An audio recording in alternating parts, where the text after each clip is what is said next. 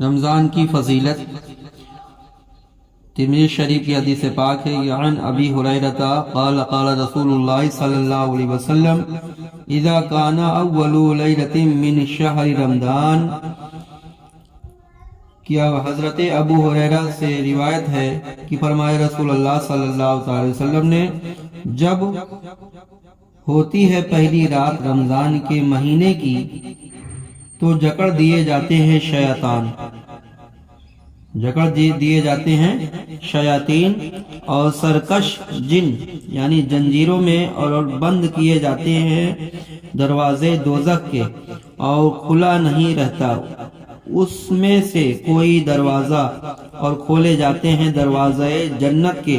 سو بند نہیں رہتا کوئی دروازہ، اور پکارتا ہے پکارنے والا، اے خیر کے طالب آگے بڑھ، اور اے شر کے طالب ٹھہر جا۔ اللہ کے آزاد کیے ہوئے بندے یعنی جو آزاد ہوتے ہیں آگ سے، اور یہ معاملہ ہر رات میں ہے، سبحان اللہ۔ اور دوسری حدیث پاک ہے کہ حضرت ابو ہریرہ سے کہا کہ فرمائے رسول اللہ صلی اللہ علیہ وسلم نے، جس نے روزے رکھے رمضان کے اور راتوں کو نماز پڑھی ایمان کے ساتھ اور ثواب کے لیے عمل کیے، بخشے جائیں گے اس کے اگلے گناہ، اور جس نے نماز پڑھی شب قدر میں ایمان کے ساتھ اور ثواب کے لیے، بخشے جائیں گے اس کے اگلے گناہ، سبحان اللہ۔